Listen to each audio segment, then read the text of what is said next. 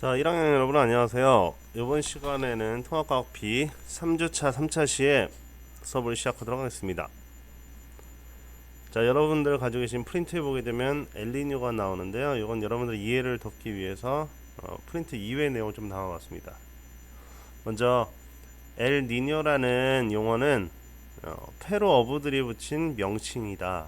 뜻은 남자아이라는 의미를 가지고 있고요. 스페인어입니다. 자, 페루가 여기 지도 보시면 페루가 어느 지역에 속하냐면 여기 남아메리카 있죠? 남아메리카 서쪽에 요 근처 요 정도가 페루가 위치하게 되는데요. 요 페루 어부들이 왜 나오게 됐냐면 이 엘니뇨를 설명하기 위해서는 평상시에 보게 되면 이게 왼쪽이 평상시거든요. 평상시 보게 되면 페루 앞바다가 동일한 위도의 다른 지역들에 비해서 수온이 낮죠. 이 서태평양 쪽은 막 30도, 28도 이런데 여기 페루 앞바다 동태평양 쪽은 20도 초반, 20도 정도가 되거든요. 그래서 이 지역은 페루 앞바다 이 지역은 주변 지역에 비해서 이 수온이 낮은데 수온이 낮은 이유가 찬물이 밑에서 차가운 물이 이렇게 상승을 하거든요. 그래서 이 해수가 연직적으로, 그러니까 수직적으로 상승 또는 하강하는 현상을 갖다가 상승은 이제 용승 이렇게 불러주고요. 하강하는 경우는 침강 이렇게 불러주게 되는데요. 여기는 지금 용승이 일어나는 지역이에요. 그래서 차가운 물이 올라오기 때문에 수온이 낮고 다음에 찬물에는 뭘 많이 포함하고 있게 되냐면 뉴트리언트라고 해가지고 우리나라 말로 영양염류 이렇게 들어본 적이 있을지 모르겠는데요. 영양염류가 풍부하거든요. 영양염류가 풍부하고 용존 산소량이 많기 때문에 이 지역에 이제 플랑크톤, 식물성 플랑크톤이 많이 분포를 하게 됩니다.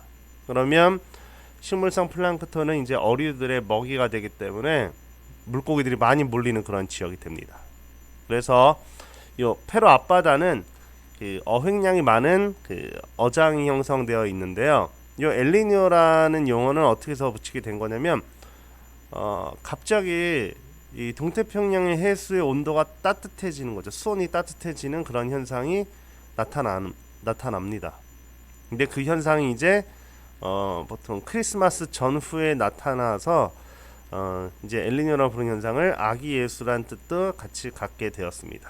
자, 그래서 보시면 왼쪽은 평상시에 페루 앞바다의 수온과 엘니뇨가 발생했을 때 수온을 보게 되면 약 4에서 막 6도 막 이렇게도 차이가 나기도 하거든요. 위치 지역에 따라선. 그래서 엘니뇨란 용어를 사용하게 되었는데 과거에는 이제 엘니뇨에 대해서 알려지게 된 게 뭐 이게 국지적인 뭐 남아메리카 지역에 뭐 국한된 그러한 현상으로 알았었는데 계속해서 연구를 하다 보니까 훨씬 더 이제 전 지구적인 변화를 가져오게 된다. 이런 것들을 이야기할 수가 있습니다. 엘니뇨를 보게 되면 엘니뇨 이제 프린트에 있는 내용이에요. 적도 지역의 동태평양 해역의 해수면의 온도가 평소보다 높아지는 현상을 엘니뇨라고 한다. 자, 서태평양 지역에선 가뭄이, 동태평양 지역에서는 홍수의 기상 이변이 발생을 한다. 야, 요거는 가져온 건데요. 다른 책에서 가져온 건데 열대 태평양에서 표층 수온 편차 나와 있죠. 여기 편차를 보게 되면 여기가 이제 0.4도가 될 거예요. 기준 0도를 기준으로 플러스 0.4도, 마이너스 0.4도까지는 그냥 평년 이렇게 보는 것이고, 요 중간은 평년이고, 그 다음에 이제 그보다 위로 있는 붉은색 있죠. 붉은색은 엘니뇨식이라고 불러주고요. 반대로 평년보다 0.4도 이하로, 0.4도 이상 낮아지는 경우를 라니냐 이렇게 불러주게 됩니다. 그래서 여러분들이 기억해야 될 거는 엘니뇨랑 평상시만 기억하고 있으면 될 것 같습니다. 그럼 라니냐는 평상시보다 더하다 이렇게 기억을 하시면 공부하는데 많은 도움이 될 것 같습니다. 자, 엘니뇨를 이제 보게 되면 평상시에는 아까 말씀드렸듯이 남아메리카에 용승이 일어난다고 그랬죠. 자, 근데 여기 우리 지난 시간에 공부한 내용 중에서 그 저위도 지역은 무역풍이 적도로 수렴하는 형태가 되는데요. 남반구에 위치하기 때문에 여기 남아메리카 여기 저위도 지역은 남동 무역풍이 불게 됩니다. 남동무역풍이 불게 되면서 남동무역풍에 의해서 해수가 요 동쪽에서 서쪽으로 이동을 하게 됩니다. 표층 해수가.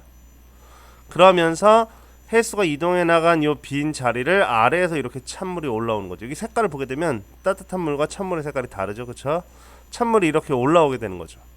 그래서 이 동태평양 지역은 수온이 낮아지게 되고 표층 수온이 낮아지게 되고 그 다음에 차가운 물이 올라오니까 그 위에 있는 공기도 냉각이 되는 거죠. 그래서 차가워진 공기는 부피가 수축하기 때문에 밀도가 커지겠죠. 그래서 하강기류가 나타납니다. 그래서 하강기류에 의해서 맑고 건조하고 강수량이 적은 날씨를 나타내고요. 반대로 찬물이 올라오고 여기에 있던 동태평양에 있던 해수가 서태평양 쪽으로 몰려가면 서태평양의 공기는 따뜻해지겠죠. 그래서 수온이 상승하면 표층 수온도 올라가게 되고 상승 기류가 나타나죠. 그래서 저기압. 공기가 상승하면 단열 팽창하면서 온도가 낮아지고 이제 비구름이 만들어지는 거죠. 그래서 평년을 보게 되면 동태평양은 강수량이 적고 서태평양은 강수량이 많은 그러한 형태를 띠게 되고 대기의 순환 이 대기의 순환 세포를 보게 되면 이 동태평양 쪽에는 하강기류, 서태평양은 상승기류가 나타나게 됩니다. 이게 평년인데 엘니뇨가 발생하게 되면 이제 무역풍이 평상시보다 약해진다 그렇게 이야기를 합니다. 평상시보다 무역풍이 약해진다. 물론 이제 아직까지 무역풍이 왜 약해지는지에 대해서는 아직도 과학자들이 연구를 하고 있는데 무역풍이 약해지면 동태평양의 서태평양으로 이동을 잘 못하겠죠. 그래서 평상시에 이 부분이 찬물이 올라와야 되는데 이동을 못하니까 찬물도 못 올라오는 거죠. 그래서 평상시보다 표층 수온이 상승을 합니다. 동태평양에선. 그러면서 상승기류가 나타나죠. 상승이 나타나는 데는 남아메리카보다는 살짝 여기 좀 더 서쪽에 위치를 하게 됩니다. 상승기류가 나타나게 되고 평소에 이 남아메리카도 영향을 받게 되는데 남아메리카의 강수량이 증가하게 됩니다. 그래서 폭우가 내리기도 하고 그로 인해서 홍수가 나타나기도 합니다. 그 다음에 이 적도 부근의 서태평양 쪽은 상승기류가 아니라 이제 하강기류가 발달하게 되면서 가뭄이 나타나죠. 그래서 수온이 평소보다 좀 낮아지고 뭐 많이 낮아지진 않지만 약간 좀 극단적으로 그림을 나타내긴 했는데요. 어쨌든 하강기류가 나타나고 그 고기압에 의해서 강수량이 낮아지죠. 비가 잘 안 온다는 소리예요. 원래는 비가 많이 오는 지역인데. 그러면서 가뭄과 산불이 나타나죠.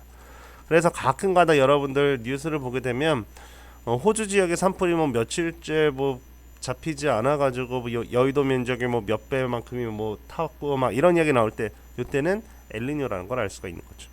평상시에는 비가 오기 때문에 산불이 잘 안 나는데 엘니뇨 시기가 되면 건조해지니까 산불이 나겠죠. 그래서 간접적으로 그렇게 알 수도 있고요. 그 다음에 라니냐가 나오는데요. 라니냐는 아까 엘니뇨는 아까 남자아이라고 그랬죠. 라니냐는 여자아이를 뜻하는 용어고요. 이 평년에 비해서 동태평양의 수온이 더 낮아지는 현상이죠. 그 이유는 평상시에 비해서 무역풍이 더 강해지죠. 그러면 용승, 차가운 물이 올라오는 게 더 많이 올라오게 되니까 수온이 더 많이 떨어지죠. 그래서 동태평양 지역은 고기압. 원래도 동태평양 쪽이 고기압이라서 강수량이 적다고 그랬죠. 그다음에 서태평양은 저기압이 발달하게 된다. 근데 여러분들 가지고 계신 프린트에 보게 되면 맨 마지막 그 오른쪽에 보게 되면 라니냐 해놓고 동태평양의 강수량이 이제 뭐 증가한다 그랬는데 조금 오타고요. 동태평양 쪽은 건조하고요. 계속 서태평양 쪽에 강수량이 많아지게 됩니다. 한번 확인하시고요.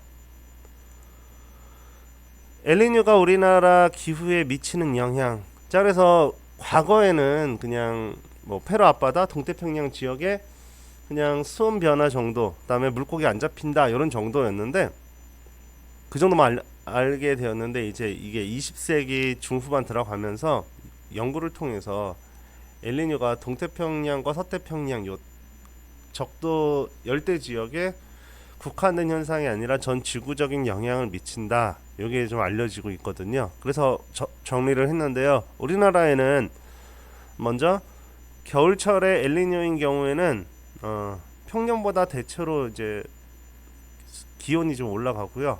그다음에 영동 지역에 눈이 많이 내리게 되죠. 그 이유는 우리 겨울철에 날씨에 영향을 미치는 시베리아 기단의 위치가 발달하는 위치가 조금 더 동쪽으로 이동을 해 가거든요. 평소보다. 그래서 영동 지역에는 눈이 많이 내리게 되고요. 그 다음에 여름에 엘니뇨 때는 북태평양 고기압이 약화가 되면서 장마 전선이 밑에 있죠. 그러면서 마른 장마가 나타나죠. 겨울철에 라니냐 때는 추운 날씨가 한파가 자주 나타날 수가 있다. 뭐 요 정도는 지금 알려져 있는 그런 것이고요. 자, 마지막으로 이 교과서에 있는 그 활동인데요. 여러분들이 한번 엘니뇨가 지구 환경과 인간 생활에 어떤 영향을 끼치는지 자신의 생각을 정리해서 리로스클에 간단히 올려주시면 되겠습니다. 모두 수고하셨습니다.